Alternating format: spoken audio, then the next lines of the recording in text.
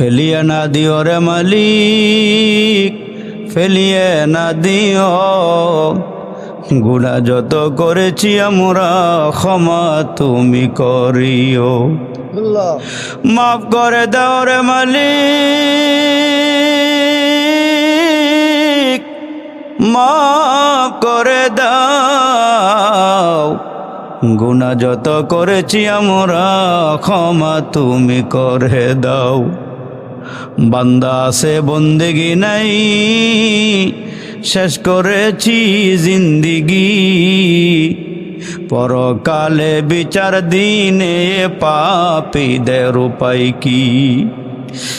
জ্বালায় না আমরা রে আল্লাহ, কবরে নিয়া দুজখের আগুনে।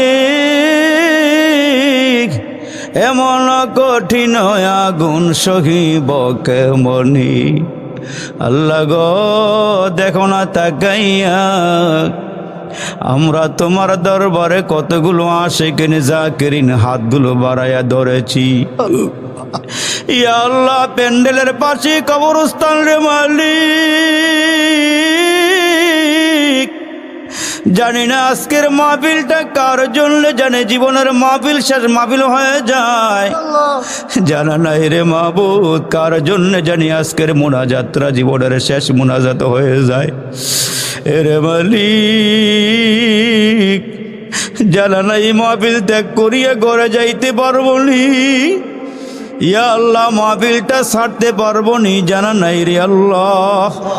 রব্বে কারিম, গুনার বোঝা নিয়া কাঙ্গালের মতো ভিক্ষুকের মতো হাতগুলো বাড়াইয়া দিলাম।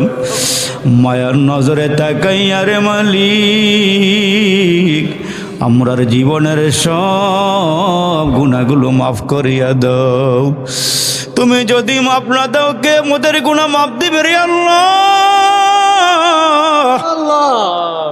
সগীরা গুনাহ, কবিরা গুনাহ, জানা গুনাহ, অজানা গুনাহ, আলো অন্ধকারে যত গুনাহ করেছি রে মালিক, সব গুনার বোঝা লইয়া সবার হাতগুলো একসাথ করে বাড়াইছি।